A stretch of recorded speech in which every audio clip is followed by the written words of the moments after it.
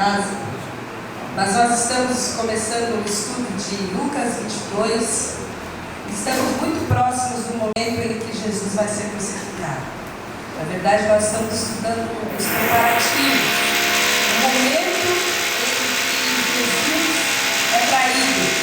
E quando nós falamos de Judas, a palavra Judas, o nome Judas já se tornou até para nós um sinônimo de traição, não é verdade? Quando você pensa em Judas Iscariote, você pensa o quê? É o traidor. Nós vamos estudar hoje, nós vamos ver a vida de Judas. Isso porque o nosso estudo começa no versículo de 1 a 6, que diz o seguinte: estava, pois, perto a festa dos ázimos, chamada Páscoa. E os principais dos sacerdotes e os escribas andavam procurando como o matariam, porque temiam o povo. Entrou, porém, Satanás em Judas, que tinha por sobrenome Iscariotes, o qual era do número dos 12. E falou com os principais dos sacerdotes e com os capitães de como lhe entregaria, os quais se alegraram e convieram em lhe dar dinheiro, e ele concordou, e buscava a oportunidade para lhe entregar sem alvoroço. Esse é Judas Iscariote, que é um discípulo de Jesus. E as pessoas comuns, as pessoas que não se debruçam sobre Lucas 22 e sobre a história de Judas, normalmente só lembram de Judas no sábado de Aleluia. Quem aqui já malhou Judas? Aí, os mais antigos, os mais novos nem sabem o que é malhar o Judas, na verdade. Nem sabem o que é isso. Faz parte do folclore antigo. É uma crendice, é um folclore vindo dos católicos e dos ortodoxos que foi implantado no nosso país, mas é praticado em diversos países. Eles vieram pelos portugueses e espanhóis e eles suam o boneco. Eles fazem um bonecão do tamanho de um homem, colocam uma roupa, enche de serragem e bota para queimar o sujeito lá e chama de Judas. Aqui o brasileiro já colocou nome de política, né? Já foi para o outro lado, já desmistificou. Mas a verdade é que as pessoas comuns só lembram do Judas no sábado de Aleluia para fazer a brincadeira. Em Itu vai um bonecão grande, diz que explodem o bonecão com uma dinamite. Deve ser uma coisa de louco, né? Mas não deixa de ser uma lembrança de Judas Iscariotes. Esse que era um dos discípulos de Jesus. E no inconsciente coletivo, o Judas é um vilão. Ele é um vilão da história.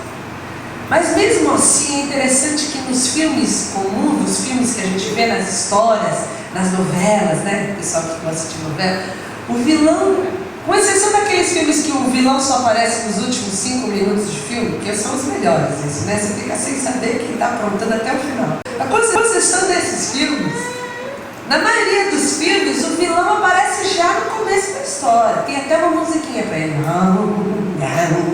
E conforme ele vai fazendo a maldade, a musiquinha vai se intensificando.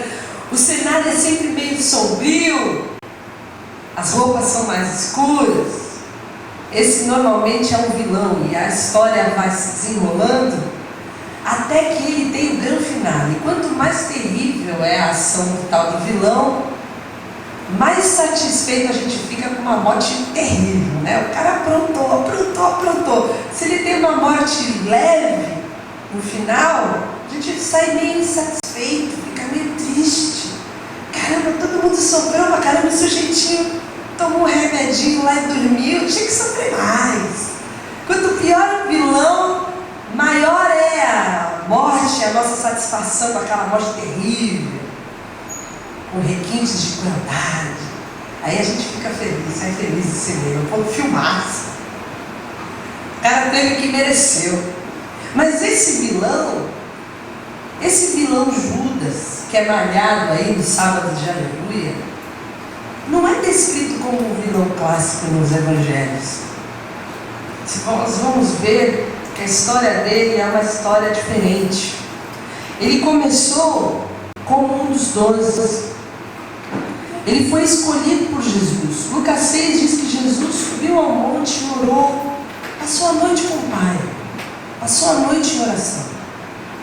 No dia seguinte, pela manhã, ele escolheu 12 pessoas, 12 homens, 12 discípulos, pessoas que andariam mais junto dele, que estariam ouvindo mais de perto seus ensinamentos, que lhe seriam confiadas determinadas tarefas, missões, como nós vamos ver. E o texto diz que Judas Iscariotes, que foi o traidor, foi escolhido por Jesus, depois de uma noite inteira de oração.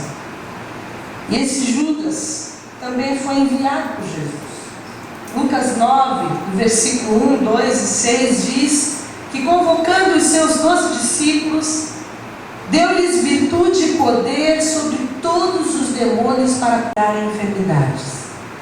Enviou-os a pregar o reino de Deus e a curar os enfermos. E saindo eles, percorreram todas as aldeias, anunciando o Evangelho e fazendo curas por toda parte. E o grande ponto desse versículo, irmãos, é que os 12 foram enviados. Os 12 foram chamados para realizar prodígios, para realizar curas, para expulsar demônios. E em nenhum momento nós percebemos que só os 11 realizaram, que só os 11 pregaram. O que nos leva a concluir que Judas foi um canal da manifestação do poder de Deus, que ele pregou o Evangelho, que muitos poderiam até ter crido no Evangelho pregado por Judas, muito embora ele não tenha tido vantagem nenhuma pessoal com isso, porque ele mesmo não creu. O poder foi usado como se ele fosse um instrumento, mas não teve efeito nenhum sobre ele. E aí você me pergunta, como que pode alguém que não é um verdadeiro cristão ser usado como um veículo do poder de Deus? Isso não tem base bíblica, isso não existe.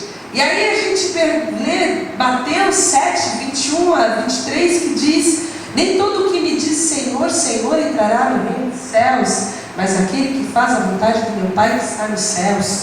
Muitos me dirão naquele dia: Senhor, Senhor, não profetizamos nós em teu nome? E o texto diz: e em teu nome não expulsamos demônios, e em teu nome não fizemos muitas maravilhas?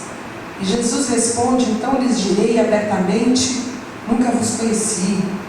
Apartai-vos de mim, vós que praticais a iniquidade. Provavelmente Judas estava nessa categoria daqueles que foram usados, daqueles que foram um veículo, mas que não conheciam o Senhor. Eu não sei com quem Judas foi enviado, porque ele foi enviado de 2 em 2, sabemos isso no nosso estudo de Lucas, mas não tem nenhuma afirmação na palavra que mostra que ele era diferente dos outros.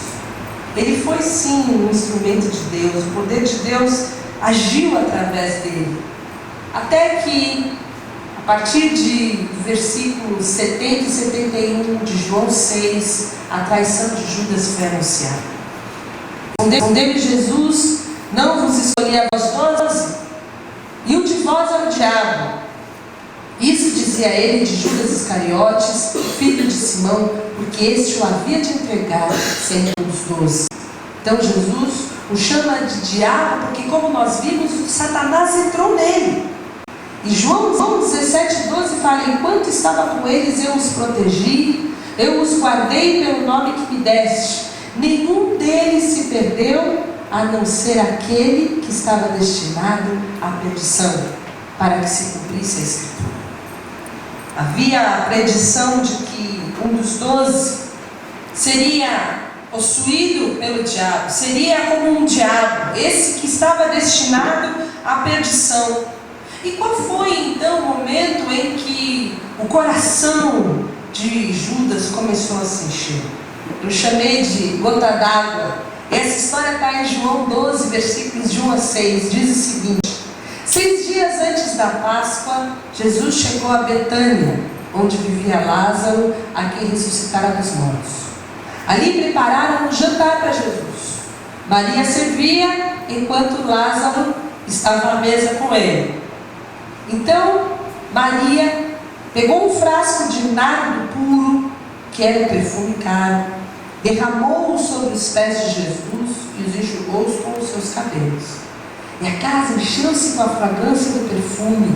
Mas um dos discípulos, Judas Iscariotes, que mais tarde iria traí-lo, fez uma objeção. Porque este perfume não foi vendido e o dinheiro dado aos pobres seriam 300 denários.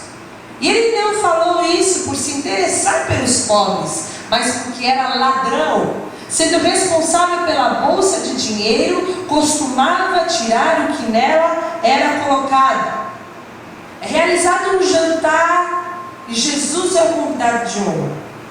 No jantar, Jesus é o centro e ele recebe um ato de mais profunda adoração. Maria pega um perfume de nardo puro, perfume caro, um perfume que custava 300 denários, e 300 denários são 300 dias de serviço. E para a gente ter uma ideia, dentro do nosso padrão, do nosso salário mínimo defasado, que dá para muito pouca coisa, seria o equivalente a pegar um perfume hoje de R$ 7.440. Hoje. Maria pega esse perfume e ela se derrama aos pés de Jesus. E ela unge os pés de Jesus, unge o corpo de Jesus com aquele óleo, enxuga com os seus cabelos, derrama sobre a cabeça de Jesus. Mateus diz, até os pés, enxuga os pés de Jesus com seus cabelos. E a casa se enche daquela fragrância, era um ato de adoração. Só que Judas só conseguia ver o preço do perfume e o desperdício daquele valor que estava sendo ali derramado. Ele não consegue enxergar o valor de Jesus. Ele não consegue enxergar que nenhum perfume do mundo pode se comparar à fragrância do bom perfume de Cristo. Mas ali, naquele momento, ele só consegue ver a cifra. Ele só consegue saber quanto é que ele poderia levar naquela. Se aquele nardo chegasse na mão dele, ele ia se dar muito bem, porque ele era ladrão. Seu coração era um coração cheio de avareza. E essa avareza gerava a hipocrisia, a mentira. E por causa dessa avareza, desse segredo, desse pecado secreto, é que ele, nosso texto em Mateus 26, de 10 a 16, continua essa história e diz que ele foi então até os principais. Percebendo isso, e essa é a continuidade da história de João, Jesus lhe disse: por que vocês estão perturbando essa mulher? Ela praticou uma boa ação para comigo. Pois os pobres vocês sempre terão consigo, mas a mim vocês nem sempre terão. Quando derramou esse perfume sobre o meu corpo, ela o fez a fim de me preparar para o sepultamento. Eu lhes asseguro que onde quer que este evangelho for anunciado em todo o mundo, também o que ela fez será contado em sua memória. Então, um dos 12, chamado Judas Iscariotes, dirigiu-se ao chefe dos sacerdotes e lhe perguntou: o que me darão se eu entregar a vocês? E eles lhe fixaram um preço, 30 moedas de prata. Deste momento em diante, Judas passou a procurar uma oportunidade para entregar. O coração dele se encheu. A avareza, o amor pelo dinheiro, a vontade de pôr a mão naquela grana que estava sendo desperdiçada, fez com que ele se levantasse. E ele mesmo foi até os principais dos sacerdotes. Ele mesmo foi até lá. Naquele momento, o coração dele se encheu de uma decisão desastrosa. A primeira má escolha foi feita ali, naquela noite, naquele jantar. E ele tomou uma decisão errada. Era a festa da Páscoa, a festa dos pães ázimos. A palavra de Deus diz em Marcos 14, 1 e 2, que os chefes e os mestres da lei não queriam matar Jesus durante a festa. Vamos ler? Faltavam apenas 2 dias para a Páscoa e para a festa dos pães sem fermento. Os chefes, os sacerdotes e os mestres da lei estavam procurando um meio de flagrar Jesus e alguém matá-lo. Mas diziam: não durante a festa, para que não haja tumulto entre o povo. Naquele momento em que ele se oferece para entregar Jesus, eles não queriam matar Jesus. Eles não queriam matar Jesus durante a festa. E aí, irmãos, que nós vemos uma coisa muito grandiosa, porque era o plano de Deus que Jesus morresse durante a festa. Ele precisava morrer no dia da Páscoa. Ele seria o Cordeiro Pascal, entregue, imolado, e o sangue derramado seria o sangue que nos cobre de todo pecado hoje. Havia data, hora marcada no programa celeste para que Jesus fosse entregue, e a oferta de Judas fez com que os líderes definissem a prisão de Jesus, quando eles já estavam determinados a não prender mais Jesus. Deus usou essa atitude desastrosa, essa escolha pecaminosa de Judas para realizar a sua vontade. Deus usou para cumprir a profecia. Nós vemos então, na última ceia, pouco antes da festa da Páscoa, diz em João 13, versículo 1 e 2, sabendo Jesus que havia chegado o tempo em que deixaria esse mundo e iria para o Pai, tendo amado os seus que estavam no mundo, amou-os até o fim. Estava sendo servido o jantar, e o diabo já havia induzido Judas Iscariotes, filho de Simão, a trair Jesus. Depois de dizer isso, Jesus perturbou-se em espírito e declarou: digo-lhes que certamente um de vocês me trairá. Então, molhando um pedaço de pão, deu-o a Judas Iscariotes, filho de Simão. Então logo Judas comeu o pão, Satanás entrou nele. O que você está prestes a fazer, faça depressa, disse-lhe Jesus. Assim que comeu o pão, Judas saiu e era noite. Nós vemos 3 coisas importantes que aconteceram nessa última ceia. A primeira é que o diabo já tinha colocado no coração de Judas para que ele traísse Jesus. Jesus então começa a falar da traição naquela reunião íntima, e o texto diz que Jesus molhou um pedaço de pão e deu para Judas. E esse ato era semelhante a nós darmos o primeiro pedaço de bolo numa festa. Era uma atitude de honra. Ele queria mostrar para Judas que ele era importante, que ele era especial, que ele ainda tinha uma chance, que havia oportunidade ainda dele fazer uma outra escolha, que ele não precisava traçar o destino dele, fazendo essa escolha pecaminosa, entregando o Filho de Deus para aqueles homens, para que eles pudessem matá-lo, que ele não precisava ser induzido e possuído pelo diabo. Jesus então dá a Judas, naquela reunião, naquela ceia, a oportunidade dele desistir do plano. O texto diz que Satanás entrou nele. O coração dele estava definido, estava determinado a dar continuidade no plano. Ele preferiu as 30 moedas de prata. Ele não foi forçado, ele não foi a contragosto. Foram as suas más escolhas que fizeram com que Satanás entrasse nele. Satanás encheu o coração de Judas no momento da unção, fazendo com que ele escolhesse conspirar contra Jesus, mas somente possuiu a Judas depois que Jesus deu a oportunidade de que ele fizesse uma nova escolha, e ele fez a escolha errada.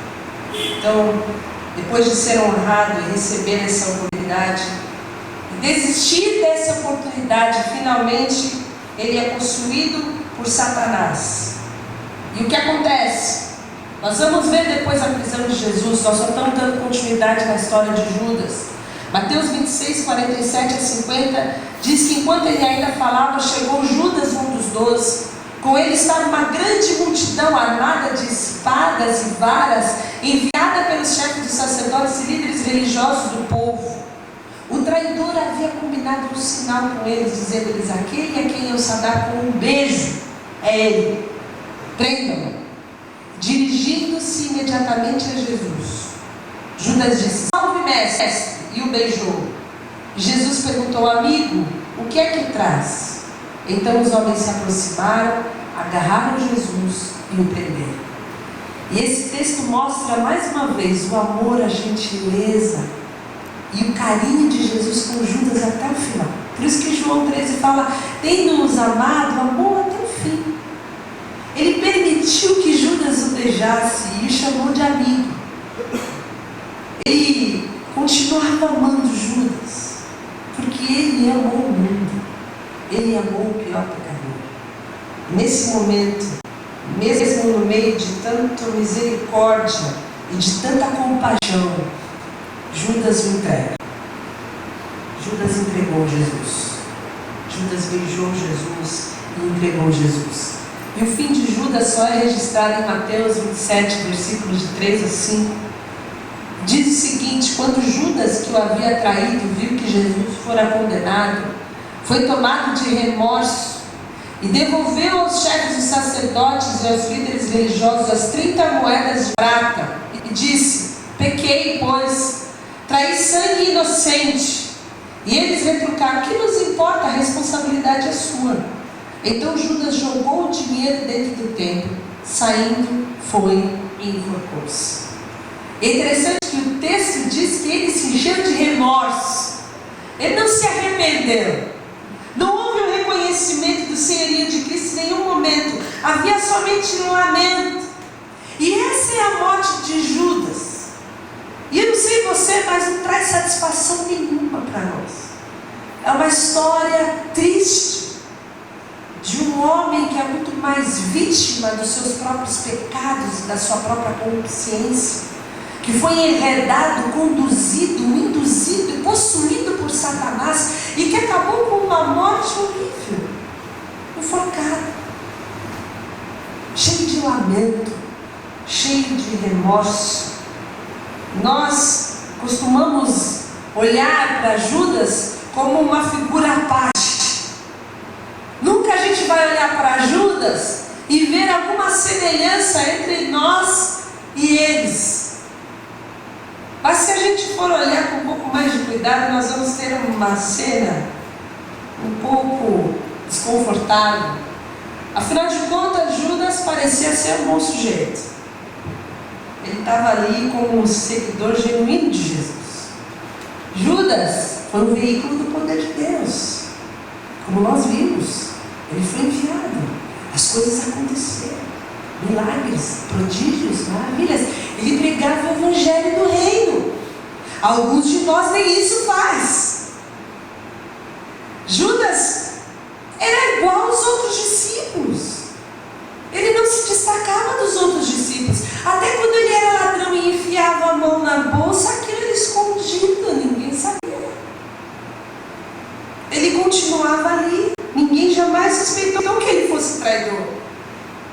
Quando Jesus na mesa falava: um de vós vai me trair, ninguém falava: é o Judas, eu tenho certeza. Ninguém sabia quem era. Algumas vezes no texto bíblico fala que ninguém sabia quem era. A queda de Judas veio de um pecado secreto, de algo que estava lá escondido.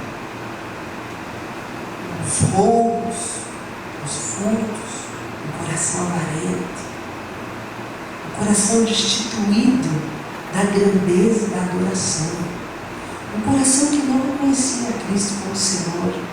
Ele amava mais o dinheiro do que a Jesus. E o que me chama mais atenção, irmãos, é que ele ouviu Jesus e não obedeceu. Ele estava no ambiente. Ele estava no ambiente. Ele viu quando milhares de pessoas foram alimentadas com 5 pães e 2 peixes. Ele viu um olhar de compaixão de Jesus, o médico dos médicos, que curava os cegos, os coxos, que curava de lepra. Ele viu os meninos serem libertos de Satanás. Ele viu os geraceiros ficarem livres. Ele viu aquele que era jogado no fogo e na água, aquele que era destruído ficar livre. Ele viu o morto ressuscitar. Ele soube do momento grandioso em que Jesus, com a sua voz, acalmou as tempestades, acalmou os ventos. Ele estava lá. Isso nos leva a concluir que estar no ambiente em que Jesus está não faz de nós verdadeiros discípulos.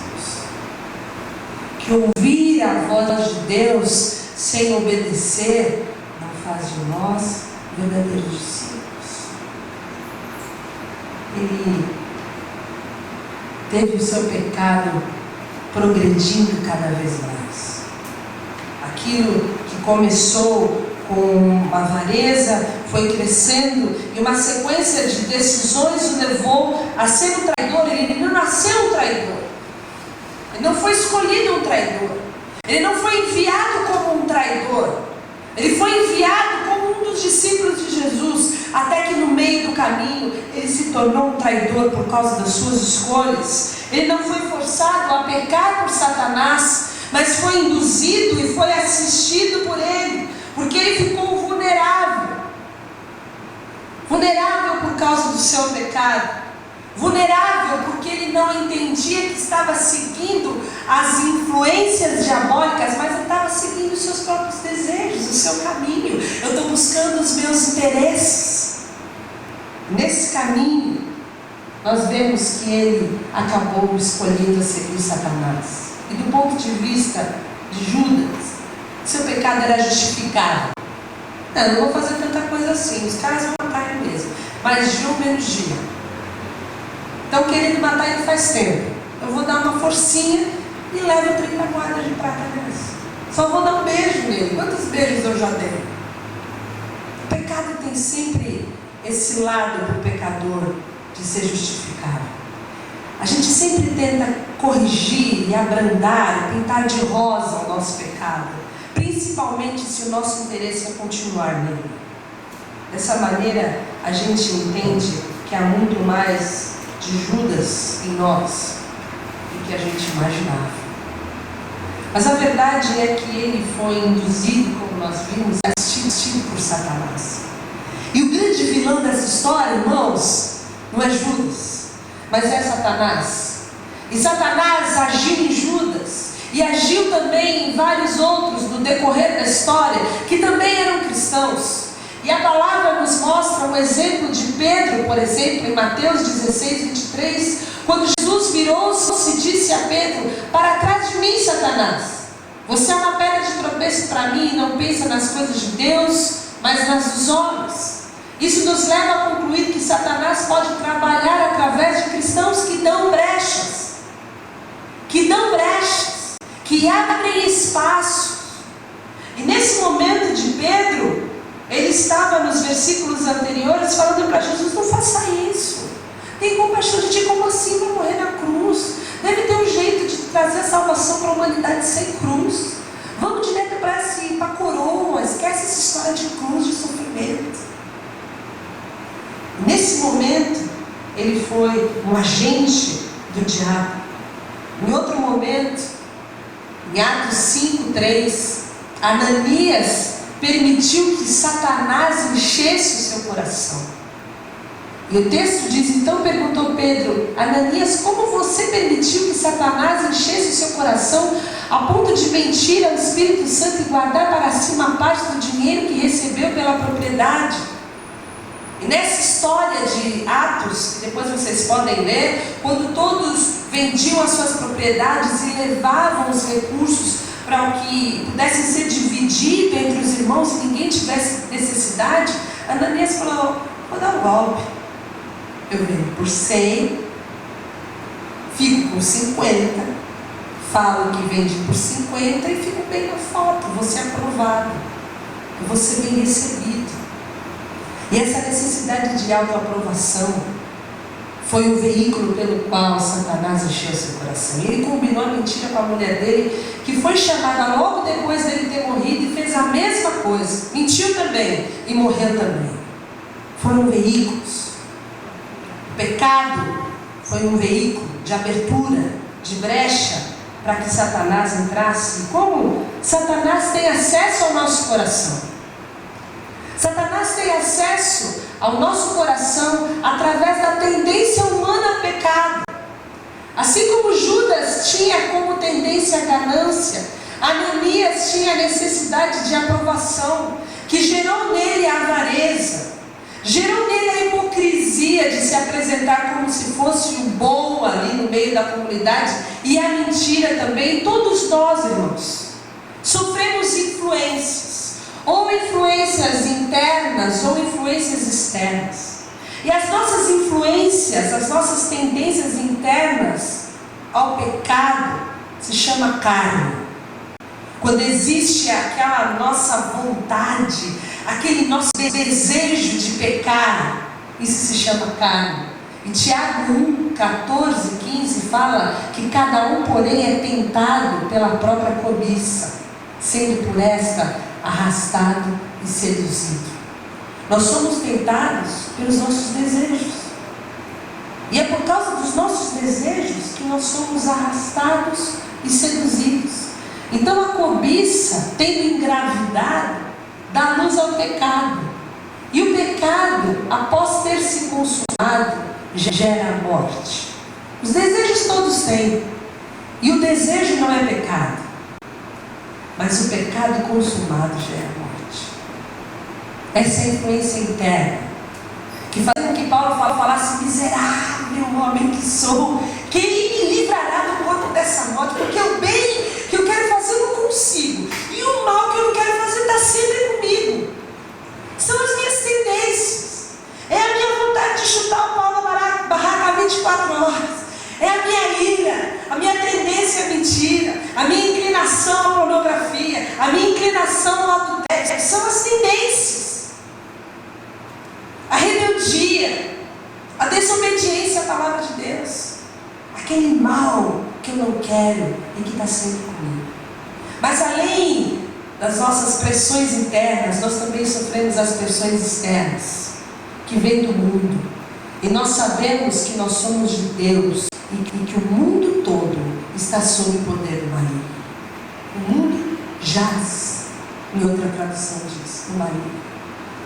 Nós vamos ver um outro texto que fala sobre isso. Então Satanás pode agir mesmo na vida dos cristãos, através daqueles que dão brecha, têm acesso ao nosso coração, através da tendência humana ao pecado. A possessão nem sempre assume uma forma incomum. E eu fiquei pensando, se Judas possuído chegasse babando, espumando, e todos se debatendo que nem um epilético, provavelmente ele ia conseguir dar um beijo de Jesus. Agora, ele estava possuído pelo diabo. A Bíblia diz que o diabo entrou nele, mas ele estava de boa, chamando Jesus de mestre. Chamando Jesus de mestre. Tão próximo de Jesus, ao ponto de beijar, mas possuído por Satanás. Satanás está no controle do mundo.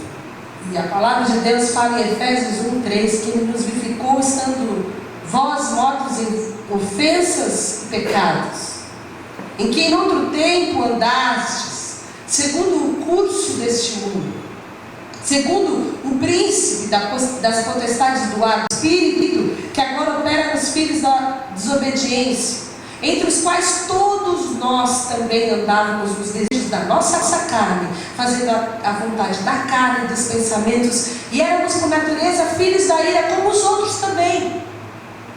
Existe um jeito do diabo reger o mundo. Ele, como príncipe do mundo, faz com que eu e você fazemos a nossa própria vontade, com que eu e você possamos viver a vida de acordo com os nossos desejos e com os nossos pensamentos. E conforme a gente vai vivendo, achando que a gente está fazendo a nossa vontade, a gente está vivendo debaixo do curso desse mundo. O mundo tem um governo, o mundo tem um príncipe, e esse príncipe é Satanás, e ele está no controle de todas as coisas. O grande lance é você acreditar que você está fazendo a sua vontade, mas há algo mais. A ação do diabo sobre os filhos de Deus está sujeita ao controle de Deus. A palavra de Deus diz em 1 João 5,18: sabemos que todo aquele que é nascido de Deus não está no pecado. Aquele que nasceu de Deus o protege, e o maligno não o atinge. Nós somos nascidos de Deus. E o texto diz que a primeira característica daquele que é nascido de Deus é que ele não permanece no pecado. Você tem que escolher se você quer permanecer no pecado, viver debaixo das influências e das pressões internas ou externas, ou se você quer ser de Deus. Porque se você quiser ser de Deus, o maligno não vai te tocar. Porque você não vai ser levado pelas suas influências internas e externas, não vai ficar sendo enredado, seduzido, induzido, porque você pertence a Deus. E toda a ação, em última análise, do diabo vai produzir aquilo que Deus propôs e prometeu. Porque era a vontade de Deus que Jesus fosse sacrificado na Páscoa. E Judas serviu como um veículo da vontade de Deus. O plano de Satanás era matar o Messias, mas esse também era o propósito de Deus. E Satanás pensou que a morte de Cristo iria frustrar as promessas de Deus, que ele iria derrotar Jesus naquela cruz com a morte.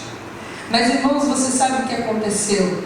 A vitória na cruz sobre o diabo trouxe salvação e vitória, não só de Jesus na cruz, mas estendeu essa vitória a todos nós. E a palavra de Deus diz em Colossenses 2, versículo 13 a 15, que Ele nos perdoou todas as transgressões, lá na cruz. Naquele lugar onde o diabo pensava que estava sendo vitorioso, naquele momento, Ele cancelou a escrita de dívida que consistia em ordenanças que nos eram contrárias. Aquele talonário de notas que Ele tinha para nos esfregar na cara, os nossos pecados. Ele a removeu, pregou-no na cruz. E tendo despojado os poderes e as autoridades, fez deles um espetáculo público, triunfando sobre eles na cruz. A cruz do Calvário trouxe vitória sobre o diabo. E essa vitória se estende a todos nós. Eu e você somos vitoriosos sobre o diabo por causa da cruz de Cristo. Essa cruz nos dá liberdade. Já não há condenação para aqueles que estão em Cristo Jesus, para aqueles que são filhos de Deus, para aqueles que são nascidos de Deus e não estão no pecado. Deus protege, o maligno não toca. E esse nos dá a visão de que todo pecado, essa verdade nos informa que todo pecado, em última análise, tem a influência diabólica, ou interna ou externa, e é parte de seu programa e de seu controle sobre o mundo e sobre cada um de nós. Quando você se deparar com o pecado, irmão, não pense que é a sua vontade, não pense que é o seu desejo, não subjugue a ação do diabo sobre a sua vida. O mundo jaz no maligno, e ele usa toda a sua tendência, seus desejos, para te enredar, para te arrastar e para te seduzir. Como é então que um homem pode evitar a ação de Satanás? Eu fiz um comparativo entre Pedro e Judas. Ambos em algum momento foram alvo da investida diabólica. Ambos sofreram a ação do diabo. Pedro caiu, mas se levantou. Judas caiu e nunca mais se levantou. Pedro tinha Cristo como Senhor. Judas nunca se submeteu ao senhorio de Cristo. Pedro era salvo, tinha o perdão dos pecados e teve a reconciliação com Cristo. Judas não era salvo. Seu destino foi a morte e a inimizade eterna com Deus.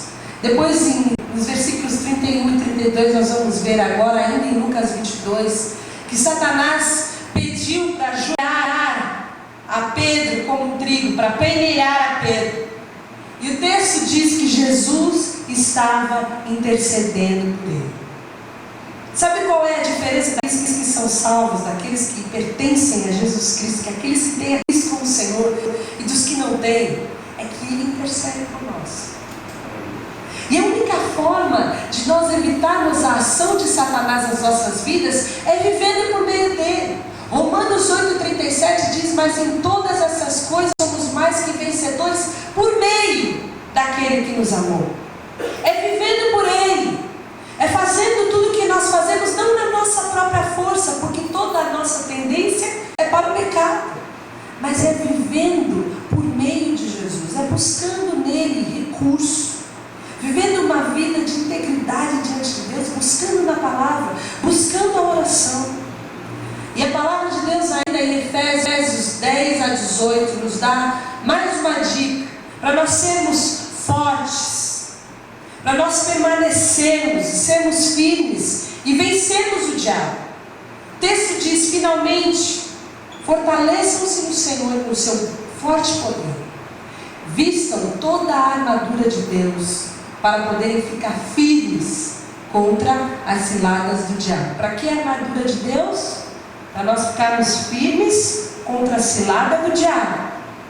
Pois a nossa luta não é contra pessoas, mas contra poderes e autoridades, contra os dominadores deste mundo de trevas, contra as forças espirituais do mal nas regiões celestiais. A tua luta não é contra a tua esposa, é contra teu filho. Não é contra seu patrão. Não é contra aquele cliente chato. A sua luta não é contra o síndico, nem contra o vizinho. Existe uma região espiritual. Existem poderes e autoridades. Existem situações que estão sendo preparadas para que a gente caia nelas. São as ciladas do diabo. E o texto continua dizendo: por isso vistam toda a armadura de Deus, para que possam resistir no dia mal e permanecerem inabaláveis depois de terem feito tudo. Assim, mantenham-se firmes, cingindo-se com o cinto da verdade, vestindo a couraça da justiça e tendo os pés calçados com a prontidão do evangelho da paz. Além disso, usem o escudo da fé, com o qual vocês poderão apagar todas as setas inflamadas do maligno. Usem o capacete da salvação e a espada do Espírito, que é a palavra de Deus. Orem no Espírito, em todas as ocasiões, com toda oração e súplica. Tendo isso em mente, sejam atentos e perseverem na oração por todos os santos. E a palavra fala que nós precisamos ter o nosso cinto da verdade. E o texto fala sobre nós estarmos cingidos. E cingir é envolver, é rodear. E nós precisamos estar rodeados da palavra de Deus, da verdade. É a verdade que vai sustentar toda a armadura de Deus. Porque se você soltar o cinto, cai tudo. Mas a verdade deve nos firmar, deve nos envolver. E o texto continua dizendo que nós precisamos ter a couraça da justiça. A couraça que protege o coração. E a justiça, aqui sempre no texto, essa integridade, essa retidão moral, essa honra, não vem de nós, vem de Deus. É a justiça de Deus que nos abaliza, que nos habilita, para que nós sejamos filhos de Deus. Nós somos justificados pela fé. Nós não somos justos. Não tem em nós justiça nenhuma. Mas quando nós tomamos posse da justificação, dessa justiça que vem de Deus, o nosso coração é protegido. E do coração, irmãos, é que saem todas as saídas da vida. Do coração é que procedem os pensamentos. Do coração é que procedem os sentimentos. E o nosso coração precisa estar guardado contra as ciladas do diabo. O texto continua dizendo que nós precisamos ter capacete da salvação. A nossa mente tem que ser uma mente guardada. Quando o diabo vier com as mentiras dele, querendo deixar com que você se sinta menor, questionar a sua fé, questionar a sua salvação, você pode estar com a sua cabeça guardada e protegida com a mente de Cristo, porque você foi salvo e a palavra de Deus diz que ninguém nos arrebataria da mão dele. Nós pertencemos ao Senhor Jesus. Precisamos ter a nossa mente blindada contra as ciladas diabólicas. Os pensamentos que nos levam a ter tantas decisões, tantas escolhas erradas, vêm dos pensamentos, irmãos. Pensamentos maus. Não aqueles que passam para lá e para cá. Aqueles passarinhos que não fazem ninho. Mas aqueles pensamentos que acordam e dormem conosco. Nós precisamos ter a mente de Cristo. O capacete da salvação. Precisamos ter os calçados, o Evangelho da paz. Precisamos entender que onde quer que nós estejamos, é o Evangelho que vai nos trazer a paz e nos dar a firmeza que precisamos. É o caminho do Evangelho que vai nos fazer com que a gente não caia nas ciladas do diabo. E nós precisamos estar protegidos pela fé. Quando vierem os dados inflamados do maligno, você precisa crer, você precisa confiar para combater todo esse tipo de ataque que vem sobre você. Mas o que nós temos para atacar o diabo é a palavra de Deus. Essa é a palavra que é a espada.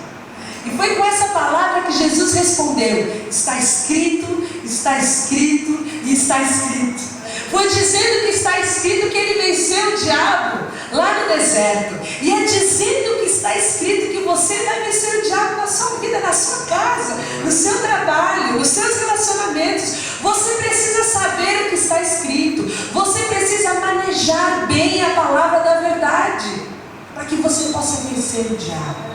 E a palavra diz: ore. Depois que você estiver vestido, depois que você estiver cingido, protegido, que você estiver armado, que estiver com capacete, que estiver caminhando no Evangelho da paz, você precisa orar. Você precisa colocar a sua vida diante de Deus, para aguentar firme no dia mal. Porque as ciladas vêm. Porque nós estamos no mundo. E Jesus diz: eu não os peço que tirem do mundo, mas que os livre do mal. E o jeito certo de nós estarmos livres do mal é estarmos protegidos, irmãos, com a armadura de Deus. Porque o diabo anda ao nosso derredor. Ele está que nem um leão com fome, bramando quem possa tragar. Mas ao nosso redor estão os anjos do Senhor. Os anjos a quem Ele dá ordem. Os anjos que vêm nos abençoar. E está sobre nós a graça do Senhor. Está sobre nós o sangue de Jesus. E maior é o que está em nós do que o que está no mundo. Essa é a vitória que nós temos concedida na cruz do Calvário. A vitória sobre o diabo. A vitória sobre o mundo. E a vitória sobre o pecado. E é dessa forma que nós vamos viver uma vida vitoriosa em Cristo Jesus. Não vamos ser levados e conduzidos a um remorso-lamento, como Judas foi. E teve a sua vida ceifada em um fim de inimizade para com Deus. Mas nós vamos ter a Cristo intercedendo por nós, como Cristo intercedeu por Pedro. Para que no momento em que nós estamos sendo peneirados, nós possamos estar firmes, vestidos, armados, orando, buscando o Senhor e firmados em Cristo Jesus. Bem, vamos orar? Senhor, nós te agradecemos pela tua palavra. Sabemos que nós temos um inimigo e um opositor. Nesse momento, Senhor, a tua palavra nos desvenda a forma com que ele age em nossas vidas. Porque nós somos levados pelos nossos desejos. Nós temos tanto, Senhor. E nós estamos inseridos dentro deste mundo que nos impulsiona ao pecado de todas as maneiras. Há chafariz em todos os lugares. Mas nós desejamos viver por Cristo Jesus. Nós desejamos viver por meio de Cristo Jesus. Nós desejamos ter a nossa vida livre do pecado. Nós não queremos viver no pecado, viver pecando, mas nós queremos ser livres do pecado. E a liberdade do pecado foi concedida para nós na cruz do Calvário. E é por isso que nós te louvamos. E nós te agradecemos porque lá no pecado o Senhor cancelou toda a dívida que nós tínhamos com o diabo. Nós não devemos mais nada para o diabo. E o Senhor derrotou os principados e potestades. E o Senhor na cruz do Calvário nos fez mais que vencedores. E é como mais que vencedores que nós nos colocamos diante de Ti nessa manhã, pedindo que o Senhor nos dê vitória, Senhor, nos focos que nós temos de pecado na nossa vida. Se ainda há pecado secreto, pecado não confessado, que o Senhor nos dê a liberdade, porque nós não queremos viver pecando, mas nós queremos viver uma vida vitoriosa. Nós queremos viver justificados pela fé, vitoriosos por meio de Cristo Jesus. Faz isso em nós, faz isso através de nós, faz isso pelo sangue de Jesus, faz isso pela oração de cada um e pela prática da palavra de cada sejamos cada um de nós vitoriosos em nome de Jesus. Amém? Se você quiser saber a